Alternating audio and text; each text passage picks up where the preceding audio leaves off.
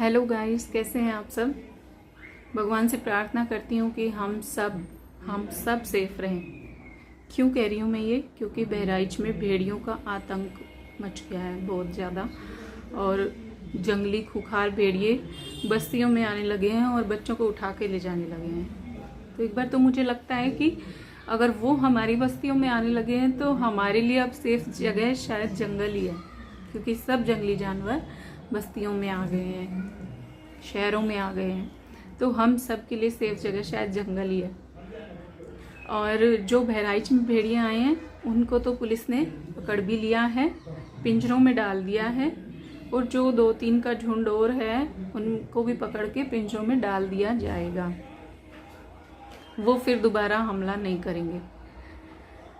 लेकिन जो भेड़िए मोगली बनकर घूम रहे हैं, खुले घूम रहे हैं, और जो कलकत्ता में भी हैं, यूपी में भी हैं, मध्य प्रदेश में भी हैं, बिहार में भी हैं, दिल्ली में भी हैं, महाराष्ट्र में भी हैं, गुजरात में भी हैं, सब जगह हैं, और उनसे हम कैसे सुरक्षित रहेंगे। शायद आप समझ ही रहे होंगे। जो छोटी छोटी बच्चियों पे भी हमला कर रहे हैं, 12-12 साल की बच्चियों पे भी जो हमला कर रहे हैं, वो खूंखार भेड़ियों से कैसे बचा जाएगा।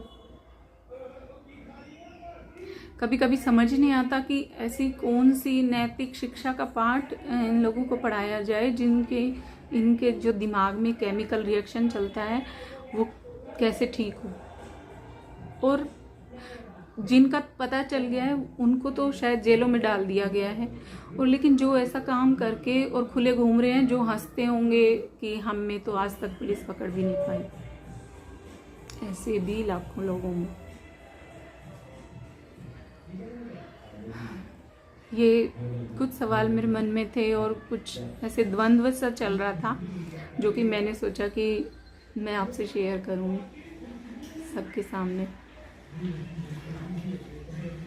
इन भेड़ियों को तो पिंजरों में डाल दिया गया है ना, तो जो जंगली जानवर हैं उन्हें तो नहीं निकाला जाएगा, लेकिन कुछ खुखार भेड़िए जो पहले से जेलों में थे उनको बहुत जल्दी जल्दी सरकार फरलो देती है। वो हमें क्या लगता है नैतिक शिक्षा का पाठ पढ़ाने आते हैं जल्दी जल्दी। वो सब अपने नौजवानों को, रिश्तेदारों को शिकार करना ही सिखा के जाते, और फिर ये लोग अपनी गंदी मानसिकता का शिकार हमारी भोली वाली बच्चियों को बनाते हैं, जो कि अकेली जा रही होती हैं या बच्चे बाहर खेल रही होती हैं। जो मासूम बच्चियां होती हैं उनको बहला फुसला कर ऐसी जगहों पे ले जाते हैं और उनको अपना शिकार बनाते हैं। तो बस इन सब से कैसे बचा जाए, कैसे सुरक्षित होगा सब, यही बस अंतर्द्वंद सा चल रहा था। अच्छा, कई बार लगता है कि बोला जाता है कि रात में निकली थी लड़की इस वजह से ऐसा हुआ, या फिर पहनावा ऐसा पहना था तो ऐसा हुआ।